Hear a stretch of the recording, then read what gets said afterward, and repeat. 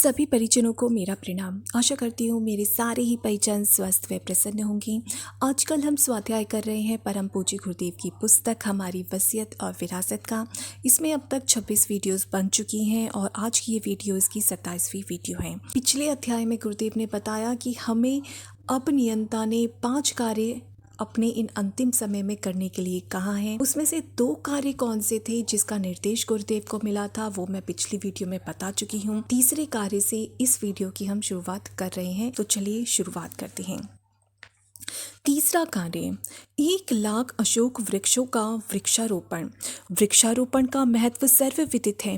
बादलों से वर्षा खींचना, भूमि कटाव को रोकना, भूमि की उर्वरता बढ़ाना, प्राणवायु का वितरण, प्रदूषण का अवशोषण, छाया, प्राणियों का आश्रय, इमारती लकड़ी, ईंधन आदि अनेकों लाभ वृक्षों के कारण इस धरती को प्राप्त होते हैं। धार्मिक और भौतिक दृष्टि से वृक्षारोपण को एक उच्च कोटि का पुण्य परमार्थ माना गया है। वृक्षों में अशोक का अपना विशेष महत्व है। इसका गुणगान सम्राट अशोक जैसा किया जा सकता है। सीता को आश्रय अशोक वाटिका में ही मिला था। हनुमान जी ने भी उसी के पल्लवों में आश्रय लिया था। आयुर्वेद में यह महिला रोगों की अचूक औषधि कहा गया है।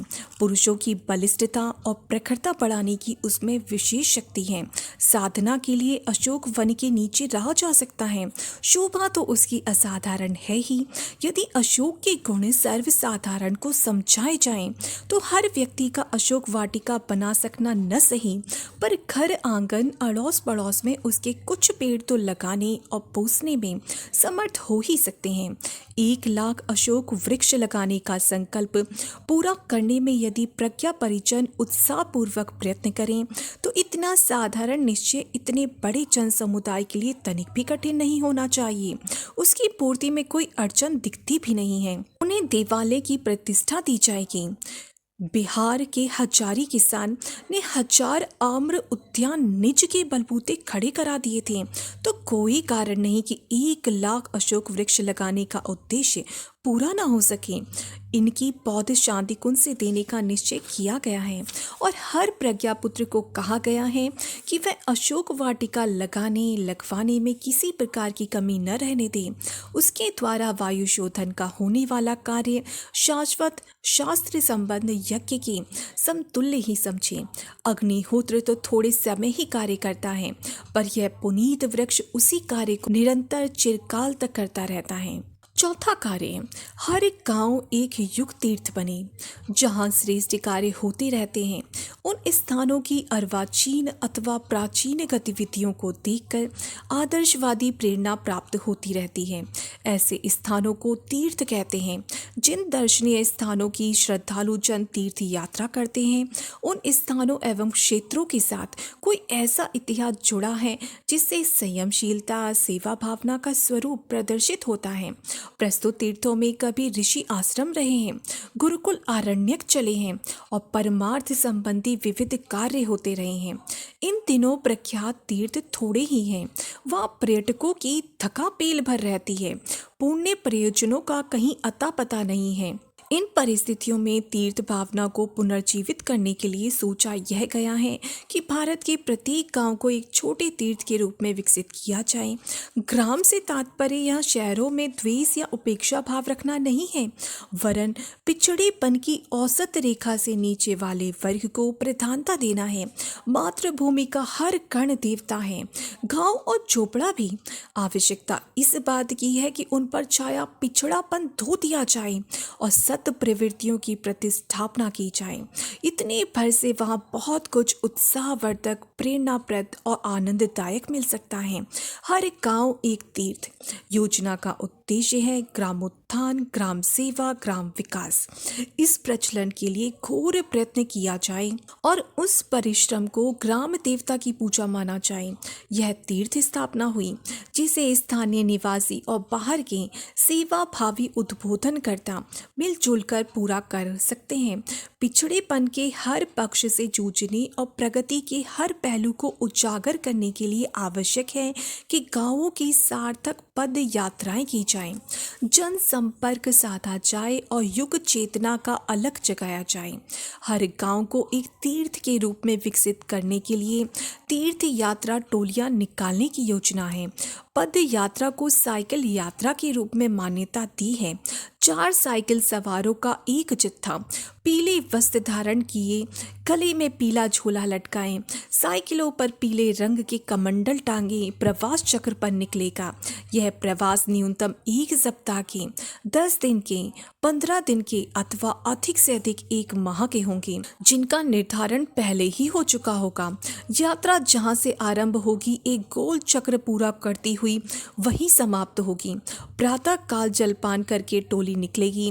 रास्ते में सहारे वाली दीवारों पर आदर्श वाक्य लिखती चलेगी। छोटी बाल्टियों में रंग खुला होगा। सुंदर अक्षर लिखने का अभ्यास पहले से ही कर लिया गया होगा। हम बदलेंगे युग बदलेगा, हम सुधरेंगे युग सुधरेगा। नर और नारी एक समान, जाति वंश सब एक समान। वाक्यों की प्रकाशित श्रृंखलाएं जो यहाँ उपयुक्त हों वहाँ उन्हें ब्रुश से लिखते चलना चाहिए।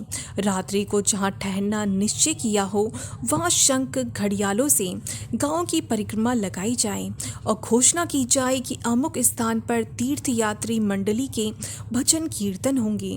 गांव में एक दिन के कीर्तन में जहाँ सुगम संगीत से उपस्थित जनों को आह्लादित किया जाएगा वहाँ उन्हें यह भी बताया जाएगा कि गांव को सज्जनता और प्रगति की प्रतिमूर्ति बनाया जा सकता है। प्रौढ़ शिक्षा, बाल संस्कारशाला, स्वच्छता, व्यायामशाला, घरेलू शाक वाटिका, परिवार नियोजन, नशाबंदी, मितव्ययिता, सहकारिता, वृक्षारोपण आदि सत प्रवृत्तियों की महिमा और आवश्यकता बताते हुए यह बताया जाए कि इन सत प्रवृत्तियों को मिलजुल कर किस प्रकार कार्यान्वित किया जा सकता है और उन प्रयत्नों का कैसे भरपूर लाभ उठाया जा सकता है। संभव हो तो सभा के अंत में उत्साही प्रतिभा वाले लोगों की एक समिति बना दी जाए और नियमित रूप से समयदान अंशदान देकर इन सत्प्रवृत्तियों को कार्यान्वित करने में जुटे। गांव की एकता और पवित्रता का ध्वज अशोक वृक्ष के रूप में दूसरे दिन प्रातःकाल स्थापित किया जाए। यह देव प्रतिमा उपयोगिता और भावना की दृष्टि से अतीव उपयोगी। इन आंदोलनों का 1 लाख गांव में विस्तार हेतु शांति कुंज ने पहला कदम बढ़ाया है। इसके लिए संचालन केंद्रों की स्थापना की गई है। वहाँ 4 नई साइकिलें, 4 छोटी बाल्टियां, बिस्तर बंद, संगीत उपकरण, साहित्य आदि साधन जुटाए गए हैं। इनके सहारे यात्रा की सभी आवश्यक वस्तुएं एक ही स्थान पर मिल जाती हैं और कुछ ही दिनों की ट्रेनिंग के उपरांत समयदानियों की टोली आगे बढ़ चलती है। कार्यक्रम की सफलता तब सोची जाएगी जब कम से कम एक नैष्ठिक सदस्य उस गांव में बने और समयदान और अंशदान नियमित रूप से देते हुए झोला पुस्तकालय चलाने लगे। यह प्रक्रिया जहां भी अपनाई जाएगी वहीं एक उपयोगी संगठन बढ़ने लगेगा और उसके प्रयास से गांव की सर्वतोमुखी प्रगति का उपक्रम चल पड़ेगा। यही है तीर्थ भावना, तीर्थ स्थापना। इसके लिए 1000 ऐसे केंद्र स्थापित करने की योजना है जहां उपरोक्त तीर्थ यात्राओं का सारा सरंजाम सुरक्षित रहे, समयदानी तीर्थयात्री प्रशिक्षित किए जाते रहें और एक टोली का एक प्रवास चक्र पूरा होते होते दूसरी टोली तैयार कर ली जाए और उसे दूसरे गांव के भ्रमण प्रवास पर भेज दिया जाए।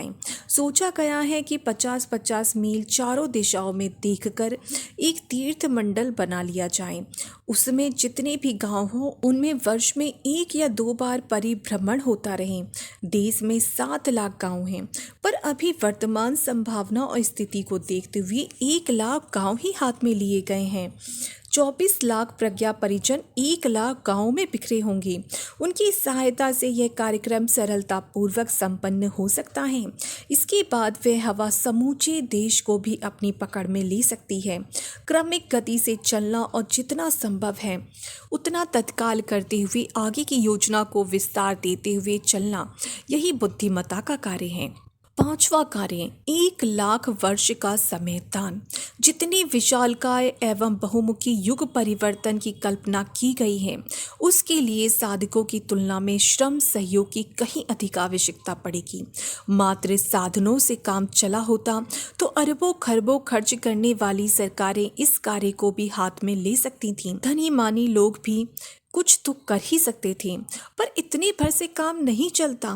भावनाएं उभारना और अपनी प्रामाणिकता, अनुभवशीलता, योग्यता एवं त्याग भावना का जनसाधारण को विश्वास दिलाना, यही वे आवश्यकताएं हैं जिनके कारण लोकहित के कार्यों में दूसरों को प्रोत्साहित किया और लगाया जा सकता है। अन्यथा लंबा वेतन और भरपूर सुविधाएं देकर भी यह नहीं हो सकता है कि पिछड़ी हुई जनता को आदर्शवादी चरण उठाने के लिए तत्पर किया जा सके। जला हुआ दीपक ही दूसरों को जला सकता है। भावनाशीलों ने ही भावना उभारने में सफलता प्राप्त की है। सृजनात्मक कार्यों में सदा कर्मवीर अग्रदूतों की भूमिका सफल होती है। बात पर्वत जैसी भारी किंतु साथ ही राई जितनी सरल भी है।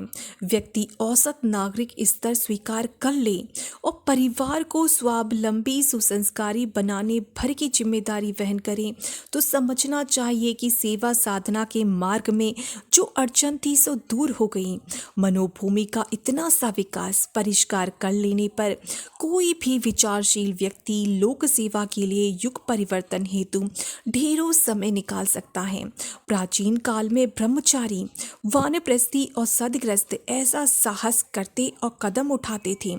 गुरु गोविंद सिंह ने अपने शिष्य समुदाय में से प्रत्येक ग्रस्त से बड़ा बेटा संत सिपाही बनने के लिए मांगा था। वे मिले भी थे और इसी कारण सिखों का भूतकालीन इतिहास बिजली जैसा चमकता था। देश की रक्षा प्रतिष्ठा के लिए असंख्यों ने जाने गंवाई और भारी कठिनाई सही। यही परंपरा गांधी और बुद्ध के समय में भी सक्रिय हुई थी। विनोबा का सर्वोदय आंदोलन इसी आधार पर चला था। स्वामी विवेकानंद, दयानंद आदि ने समाज को अनेकानेक उच्च स्तरीय कार्यकर्ता प्रदान किए थे। आज वही सबसे बड़ी आवश्यकता है। समय की मांग ऐसे महामानवों की है जो स्वयं बढ़ें और दूसरों को बढ़ाएं। माना कि आज स्वार्थपरता, संकीर्णता और क्षुद्रता ने मनुष्य को बुरी तरह घेर लिया है, तो भी धरती को वीर विहीन नहीं कहा जा सकता। 60 लाख साधु बाबा यदि धर्म के नाम पर घर बार छोड़कर मारे मारे फिर सकते हैं, तो कोई कारण नहीं कि मिशन की 1 लाख वर्ष की समय दान की मांग पूरी न हो सके। एक व्यक्ति यदि 2 घंटे रोज समय दान दे सके तो एक वर्ष में 720 घंटे होते हैं। 7 घंटे का दिन माना जाए तो यह पूरे 103 दिन एक वर्ष में हो जाते हैं।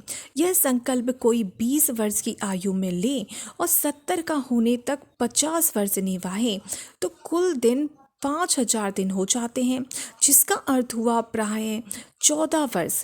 यह तो एक छोटी गणना हुई। मिशन में ऐसे व्यक्तियों की कमी नहीं जो साधु ब्राह्मणों जैसा परमार्थ परायण जीवन अभी भी जी रहे हैं और अपना समय पूरी तरह युग परिवर्तन की प्रक्रिया में नियोजित किए हुए हैं। ऐसे ब्रह्मचारी और वानप्रस्थी हजारों की संख्या में अभी भी हैं। उनका पूरा समय जोड़ लेने पर तो वह गणना 1 लाख वर्ष से कहीं अधिक की पूरी हो जाती है। बात इतनी तक ही सीमित नहीं है। प्रज्ञा परिवार की ऐसे कितने ही उदार चेता हैं जिन्होंने हीरक जयंती के उपलक्ष्य में समय दान की आग्रह और अनुरोध को दैवी निर्देशन माना है और अपनी परिस्थितियों से तालमेल बिठाते हुए 1 वर्ष से लेकर 5 वर्ष तक का समय एक मुश्त दिया है। ऐसे लोग भी बड़ी संख्या में हैं जो प्रवास पर तो नहीं जा सके, पर घर पर रहकर ही आए दिन मिशन की गतिविधियों को अग्रगामी बनाने के लिए समय देते रहेंगे। स्थानीय गतिविधियों तक ही सीमित रहकर समीपवर्ती कार्य क्षेत्र को भी संभालते रहेंगे। पुरुषों की तरह महिलाएं भी इस समयदान यज्ञ में भाग ले सकती हैं। शारीरिक और बौद्धिक दोनों ही प्रकार के श्रम ऐसे हैं जिन्हें अपनाकर वे महिला समाज में शिक्षा, संवर्धन जैसे अनेकों काम कर सकती हैं। अशिक्षित महिलाएं तक घरों में शाक वाटिका लगाने जैसा काम कर सकती हैं। जिनके पीछे पारिवारिक जिम्मेदारियां नहीं हैं, शरीर से स्वस्थ, मन से स्फूर्तिवान हैं, वे शांति कुंज के भोजनालय विभाग विभाग में काम कर सकती हैं और यहाँ के वातावरण में रहकर आशातीत संतोष भरा जीवन बिता सकती हैं। कार्यक्रमों में प्रचारात्मक, रचनात्मक और सुधारात्मक अनेक कार्य हैं जिन्हें घर से बाहर रहते हुए परिस्थितियों के अनुरूप कार्यान्वित किया जा सकता है। प्रचारात्मक स्तर के कार्य: झोला पुस्तकालय, ज्ञान रथ, स्लाइड प्रोजेक्टर प्रदर्शन, टेप रिकॉर्डर से युग संगीत एवं युग संदेश को जन जन तक पहुंचाना, दीवार पर आदर्श वाक्य लिखना, साइकिलों वाली धर्म प्रचार पद यात्रा योजना में सम्मिलित होना, संगीत, साहित्य, कला के माध्यम से बहुत कुछ हो सकता है। साधन दान से भी अनेक सत्प्रवृत्तियों का पोषण हो सकता है।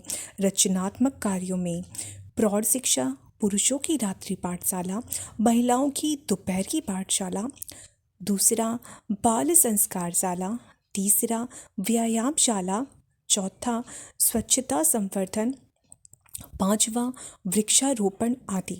सुधारात्मक कार्यों में अवांछनीयता, अनैतिकता, अंधविश्वास आदि का उन्मूलन प्रमुख है।